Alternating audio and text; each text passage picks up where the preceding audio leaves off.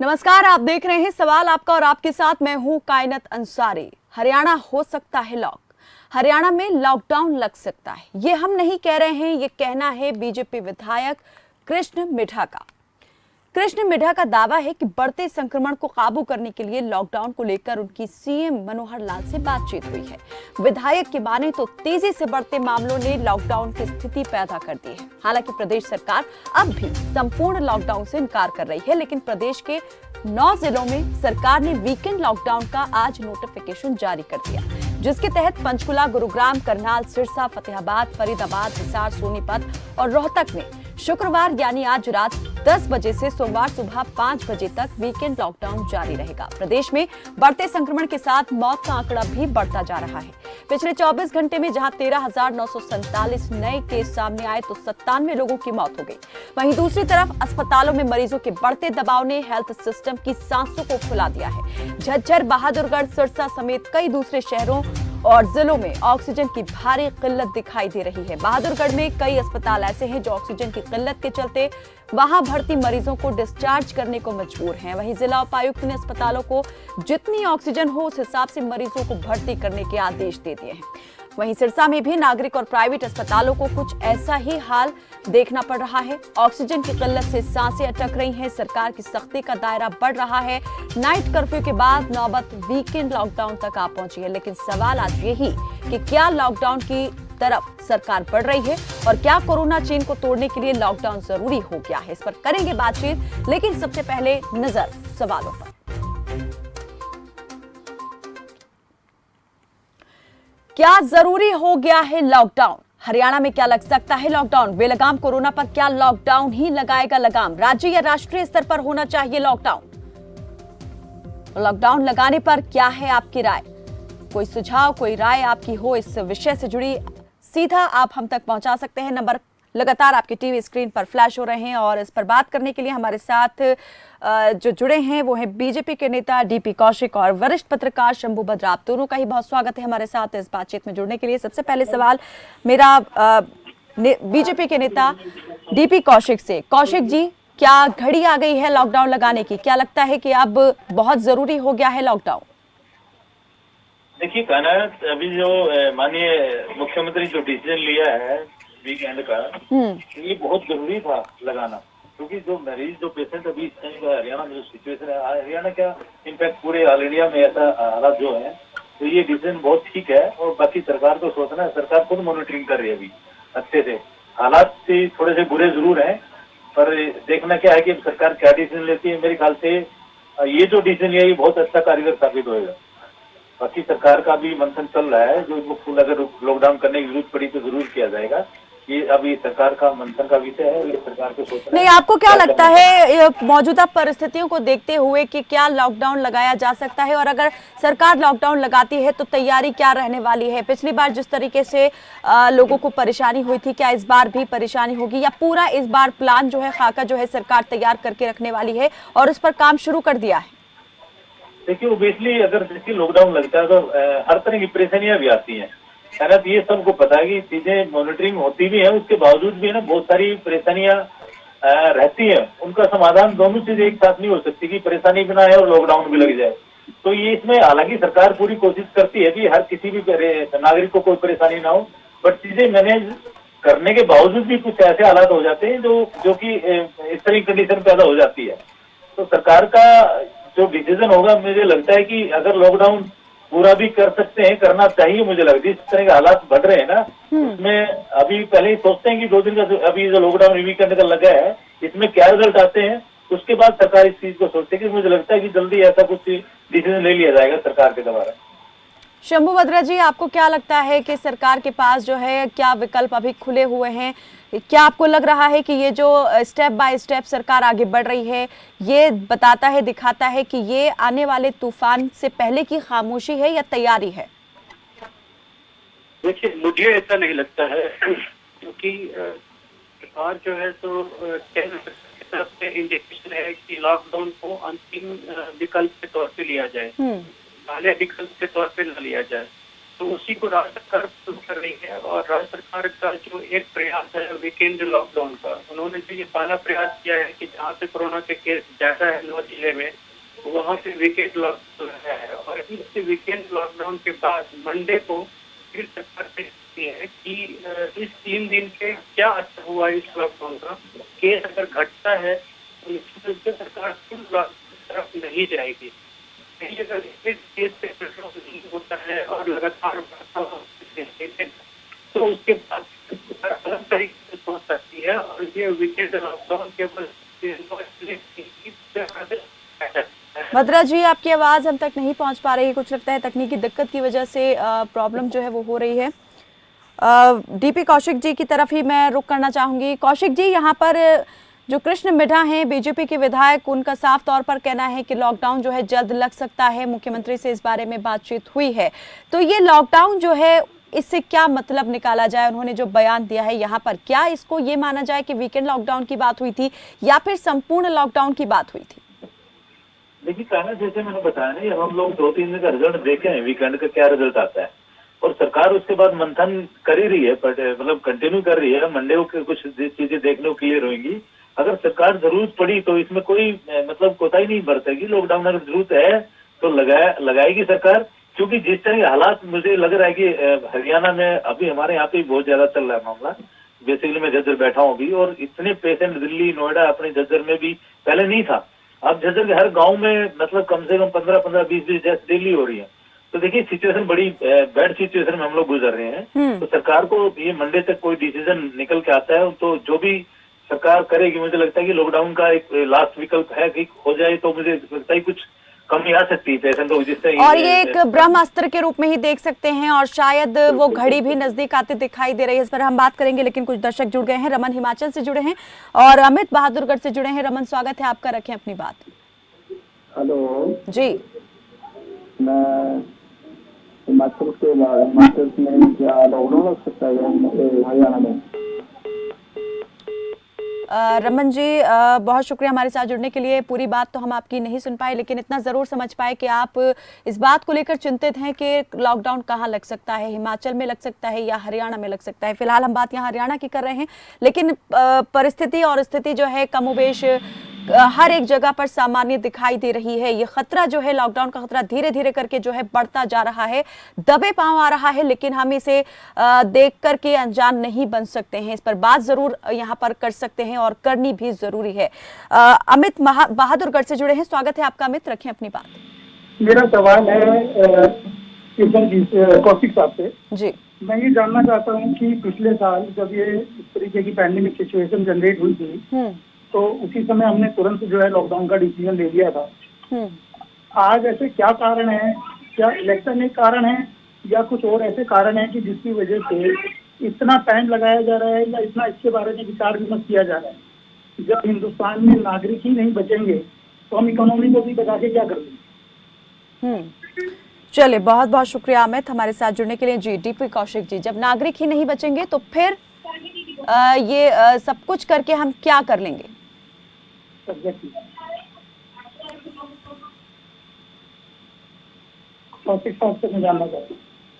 लगता है हमारा संपर्क नहीं हो पा रहा है अभी डीपी कौशिक जी से। बिल्कुल अमित, हम आपका सवाल जो है हम ले चुके हैं और जवाब हम जरूर उनसे लेंगे। बहुत बहुत शुक्रिया फिलहाल हमारे साथ इस कार्यक्रम में जुड़ने के लिए। तो पहले भी लॉकडाउन लगाया गया था, 1 साल पहले भी यही हालात दिखाई दे रहे थे, लेकिन इस बार जो है सूरत हाल वो और ज्यादा भयावह होकर सामने आई है।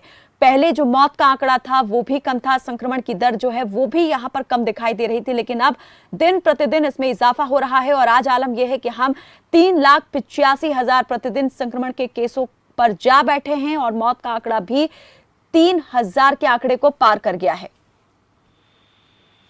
तो डीपी कौशिक हमारे साथ जुड़ गए हैं। कौशिक जी, क्या चुनाव की वजह से ही कोई कड़ा फैसला नहीं लिया जा रहा है? क्या यही एक वजह है कि पहले देख लेना चाहते हैं कि चुनाव हो जाए उसके बाद कोई ठोस कार्रवाई करेंगे, कोई एक्शन लेंगे? कायनात, ये लोगों की सोच ऐसी हो सकती है। सरकार को ये मतलब नहीं कि लोगों की जान चले जाए, उनको इलेक्शन में मजबूत करना है या चुनाव मजबूत करना है। ऐसा कोई चीज ही नहीं है कि सरकार जिसे चाहे कि हमारे किसी भी हिंदुस्तानी को कोई परेशानी आए। सरकार जो चुनाव एक अपना अलग प्रक्रिया है। पिछली बार देखिए लॉकडाउन लगा था, उसमें हम लोगों को बहुत सारी परेशानियां उठाई चुनाव थी। अलग प्रक्रिया है, लेकिन ये जो हालात बने हुए हैं डीपी जी, ये भी पहली बार बने हैं। इतनी बुरी स्थिति जो है वो पहली बार ही लोग अपने जीवन काल में देख रहे हैं।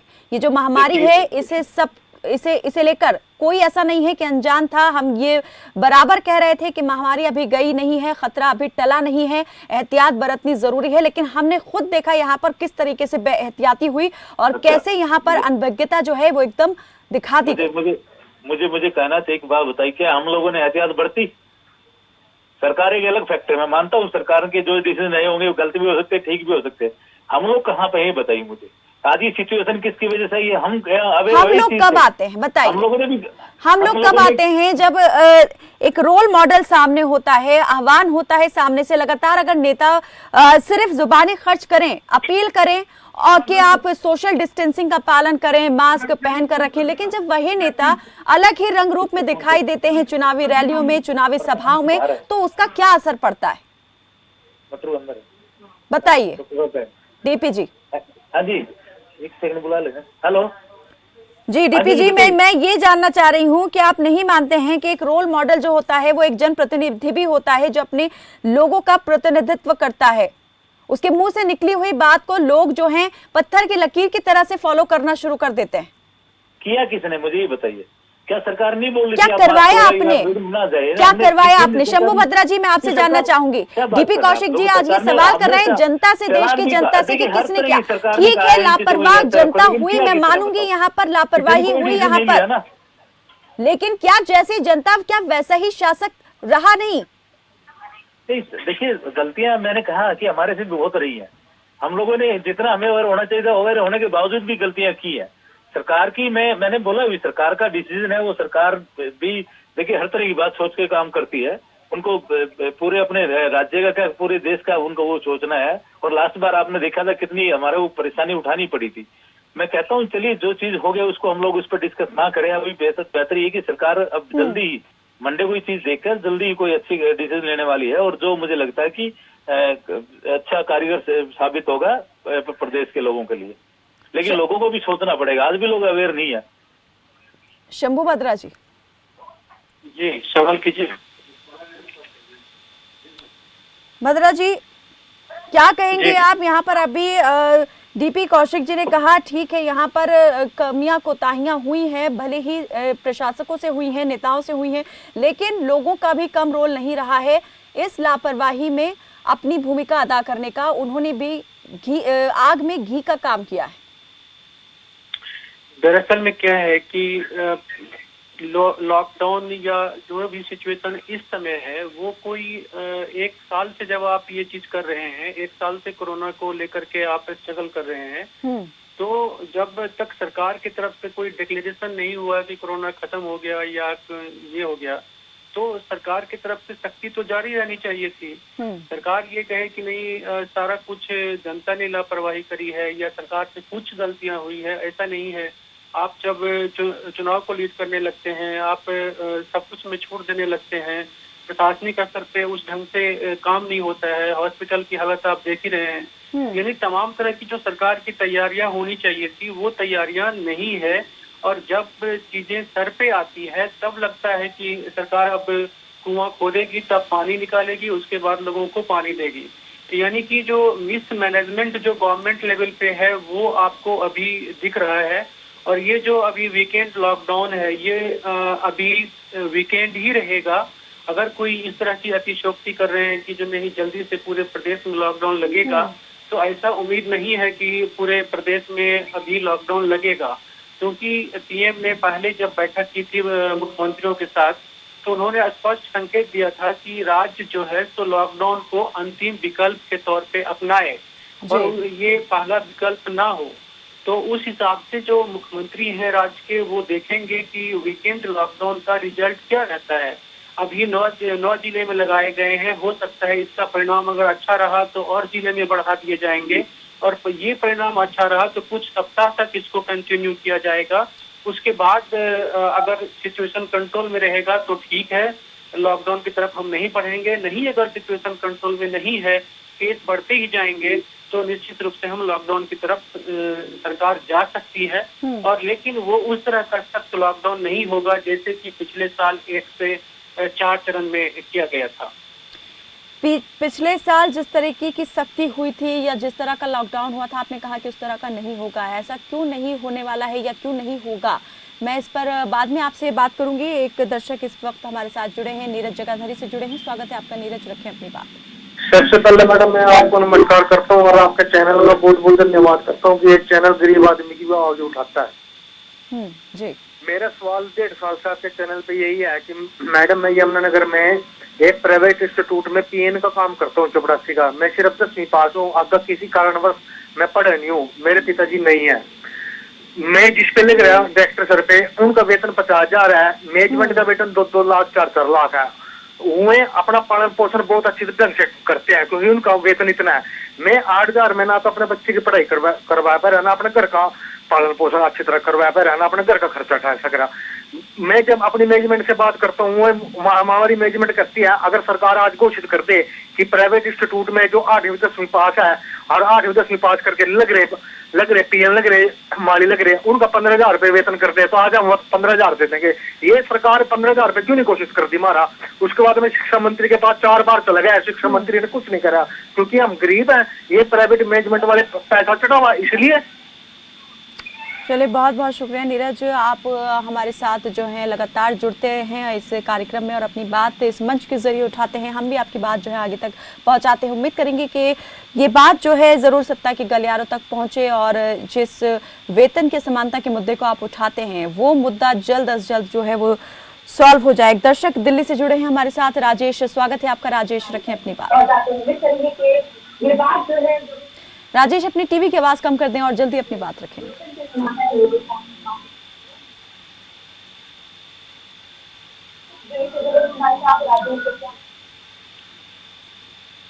चले, लगता है हमारा संपर्क जो है वो टूट गया है।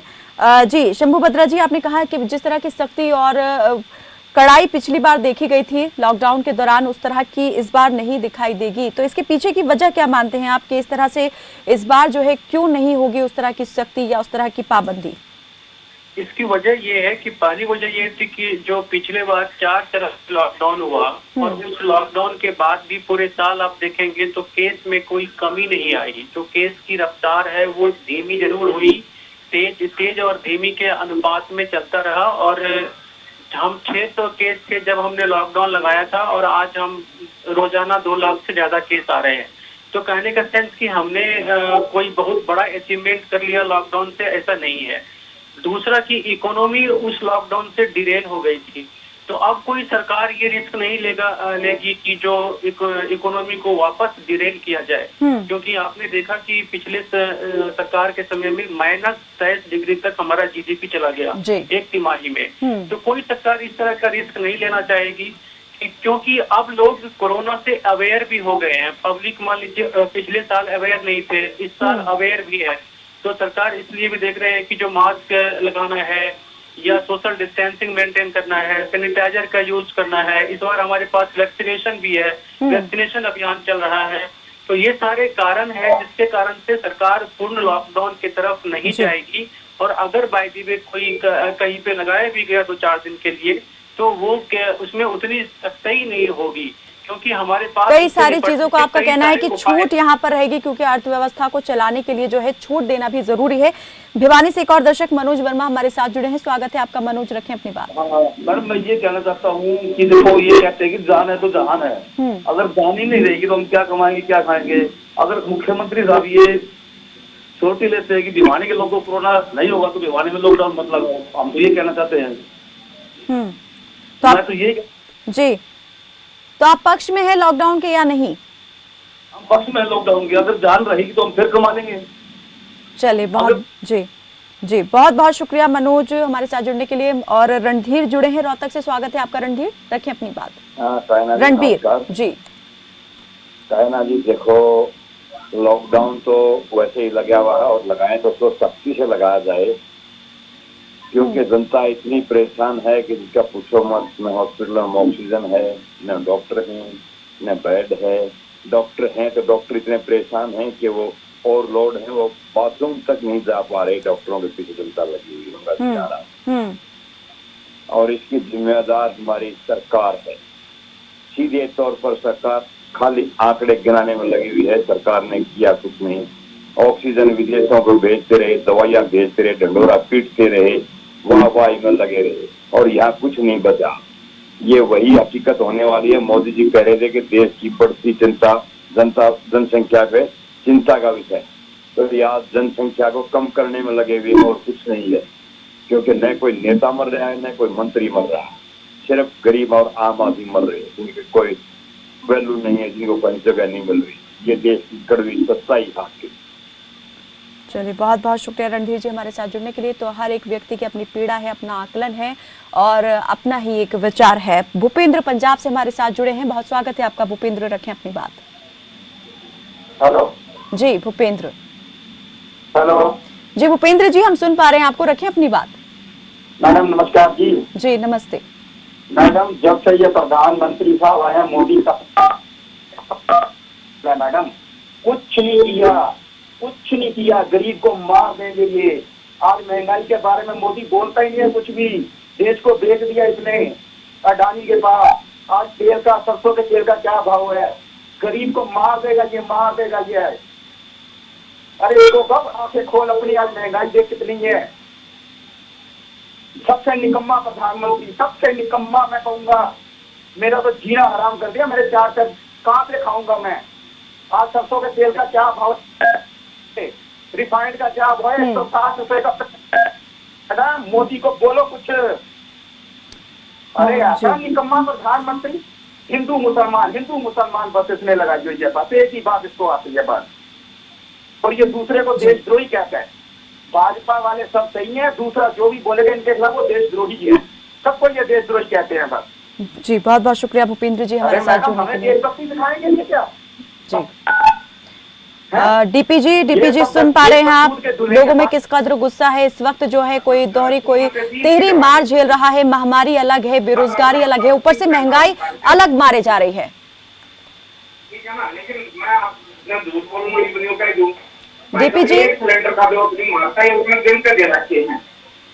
डीपी जी मेरी आवाज मिल पा रही है आपको? लगता है हमारा संपर्क नहीं हो पा रहा है। शंभू बद्रा हमारे साथ जुड़े हुए हैं, वरिष्ठ पत्रकार।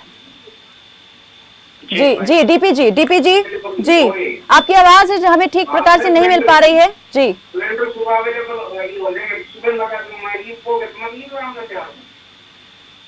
नहीं डीपी जी, हम आपको नहीं सुन पा रहे ठीक प्रकार से, तकनीकी दिक्कत है। शंभू बद्रा जी, लोगों का इतना गुस्सा यहाँ पर आपने देखा और सुना, इसको लेकर क्या कहेंगे? महामारी तो है ही, बीमारी अलग मार रही है, महंगाई अलग मारी जा रही है, लेकिन सरकार के प्रति जो उम्मीद थी वो उम्मीद भी एक तरीके से लोगों के दिलों में मर चुकी है।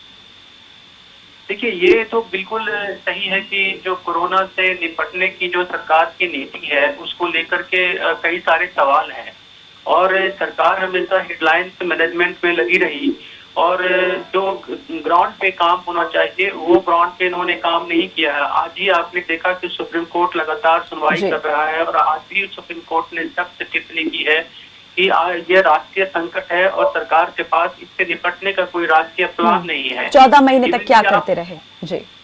इवन कि आप देखिए कि जो कोरोना वैक्सीन की जो कीमत है वो राज्यों को अलग भाव में दे रहा है, केंद्र को अलग भाव में दे रहा है, जबकि ये केंद्र को खरीद करके पूरे देश में लगाने का इंतजाम करना चाहिए था। चूंकि राज्य की अर्थव्यवस्था केंद्र से ही चलती है तो इसीलिए अलग से उसको देने का कोई मतलब नहीं है। और सुप्रीम कोर्ट ने इसके लिए सरकार की खिंचाई भी की है और इस तरह से आप देखेंगे तो सरकार ने बिल्कुल शंभू जी, हम देख रहे हैं कि सरकार जो है अपने प्लान को लेकर वो लगातार ये कह रही है कि नजर बनाए हुए है, लेकिन कोर्ट फटकार लगा रहे हैं। जायज है गुस्सा लोगों का, क्योंकि इस वक्त सीधे तौर पर वही हर एक परेशानी से दो चार हो रहे हैं, चाहे महंगाई हो, चाहे बीमारी हो या फिर आर्थिक तंगी हो। कुछ और दर्शक हमारे साथ जुड़े हैं, रितेश अंबाला से जुड़े हैं, स्वागत है आपका रितेश, रखें अपनी बात। मैडम मेरी ये राय है कि लॉकडाउन तो पक्का लगना चाहिए, संपूर्ण लॉकडाउन जी, क्योंकि अभी केस बढ़ रहे हैं। जैसे अम्बाला में है केस बहुत ज्यादा हैं। इन्होंने 9 जिले जो अम्बाला कैंट में, अम्बाला सिटी में बहुत केस आए हैं, कल 407 केस आए हैं। वैक्सीनेशन का कोई जरिया नहीं है, कोई वैक्सीनेशन शुरू नहीं है अम्बाला में अभी। जी ठीक है, तो बिल्कुल, वैक्सीनेशन कई राज्य ये साफ कर चुके हैं कि हमारे यहाँ अभी वैक्सीन उपलब्ध नहीं हो पाई है, तो 1 मई से वैक्सीनेशन भी नहीं शुरू कर पाएंगे। जी बहुत बहुत शुक्रिया रितेश जी हमारे साथ जुड़ने के लिए। सुरेश फतेहाबाद से जुड़े हैं। जी सुरेश जी रखिए अपनी बात। जी मैं ये कह रहा हूँ लॉकडाउन जरूरी भी है और नहीं भी। जिस तरह केस बढ़ रहे हैं उस हिसाब से तो लॉकडाउन लगाना चाहिए, और गरीब की रोजी रोटी का हिसाब देखते हुए तो लॉकडाउन नहीं लगाना। आधे अधूरे लॉकडाउन से तो बात बनेगी नहीं मिले, और लॉकडाउन लगाए तो संपूर्ण लॉकडाउन लगाए 15 दिन की सख्ती के साथ। तो ये भारत की जनता है, ऐसे आधे अधूरे लॉकडाउन से नहीं मानती। पूरे यानी आपके कहने का मतलब है कि इस मामले में सभी राज्यों को एक साथ एक ही दिशा में कदम उठाना चाहिए। अगर जैसे दिल्ली ने खुद को लॉकडाउन के ऐसी तरह से आसपास के जो राज्य है उन्हें भी ये कदम साथ के साथ उठाना चाहिए था ताकि कंट्रोल जो है वो हो सके। बहुत शुक्रिया सुरेश जी हमारे साथ जुड़ने के लिए। जल्दी मैं शंभू बत्रा जी चाहूंगी कि एक अंतिम प्रतिक्रिया आप दे दें कि सरकार जो है वो किस तरह से कदम उठा रही है और किस तरह उठाने चाहिए, स्थिति किस तरह कंट्रोल में होगी। देखिए, वैक्सीनेशन के लिए तो सरकार को एक राष्ट्रीय नीति के तहत सभी तक, गरीबों तक आप वैक्सीन उपलब्ध करवाइए और मुफ्त उपलब्ध करवाइए, और सरकार के पास क्षमता है, ये सरकार कर सकती है। लेकिन वो हम नहीं देख रहे कैसा हो रहा है। हाँ, इसको लेकर के अनार्की पैदा करने की कोई जरूरत नहीं है। राज्यों को अलग देंगे, निजी हॉस्पिटल को अलग से देंगे, ये सारे अनार्की है। और एक तरह से वैक्सीनेशन पूरे प्लान को डिरेल करने वाली चीज है।